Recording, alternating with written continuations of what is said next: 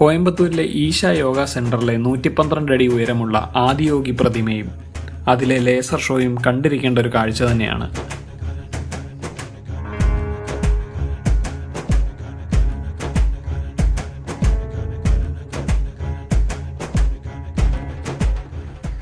പാലക്കാട്ട് നിന്ന് 70 കിലോമീറ്റർ സഞ്ചരിച്ച് കോയമ്പത്തൂരിലെ ഈശ സെന്ററിലെത്താം. ജഗ്ഗി വാസുദേവ് അഥവാ സദ്ഗുരു സ്ഥാപിച്ച പ്രസ്ഥാനത്തിൻ്റെ ആസ്ഥാനമാണിവിടം. 13 ഏക്കറിലായുള്ള ഈ സെന്ററിൽ ധ്യാനകേന്ദ്രവും ആദിയോഗിയുടെ പ്രതിമയുമാണ് പ്രധാനമായുള്ളത്. ഇവിടുത്തെ ധ്യാനകേന്ദ്രം ആധ്യാത്മികത എങ്ങനെ പരിശീലിക്കാമെന്നതിൻ്റെ ഉത്തമ ഉദാഹരണമായി എനിക്ക് തോന്നി. ധ്യാനകേന്ദ്രം ഒരു വിശ്വാസിക്ക് മാത്രമുള്ളതാണെങ്കിൽ ആദിയോഗി പ്രതിമ ഏതൊരു ടൂറിസ്റ്റിനെയും ആകർഷിക്കുന്ന കാഴ്ചയാണ്. ലോകത്തിലെ ഏറ്റവും വലിയ അർദ്ധകായ പ്രതിമ എന്ന ഗിന്നസ് വേൾഡ് റെക്കോർഡ് നേടിയ പ്രതിമയാണിത്. 112 അടി ഉയരം, 150 അടി നീളം, 25 അടി വീതി, 20,000 ഇരുമ്പ് പ്ലേറ്റ് ഉപയോഗിച്ചാണ് നിർമ്മിച്ചിരിക്കുന്നത്. 500 ടൺ സ്റ്റീലുണ്ട് ഇതിൻ്റെ ഉള്ളിൽ.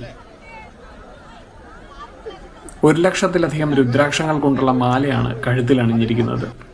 യോഗ എന്ന അറിവ് സപ്ത ഋഷികളിലൂടെ മനുഷ്യന് പകർന്നു തന്നത് ആദിയോഗി അഥവാ ശിവനാണെന്ന് വിശ്വസിക്കപ്പെടുന്നു.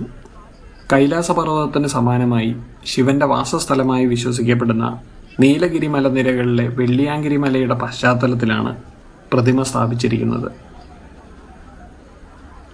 8 മാസം കൊണ്ട് പണിത ഈ പ്രതിമ 2017 പ്രധാനമന്ത്രി നരേന്ദ്രമോദിയാണ് ഉദ്ഘാടനം ചെയ്തത്. ബാംഗ്ലൂരിലെ ഈശ സെന്ററിലും ആദിയോഗിയുടെ ഒരു പ്രതിമ സ്ഥാപിച്ചിട്ടുണ്ട്. എന്നാൽ അതിന് ഇത്രയും വലിപ്പമില്ല.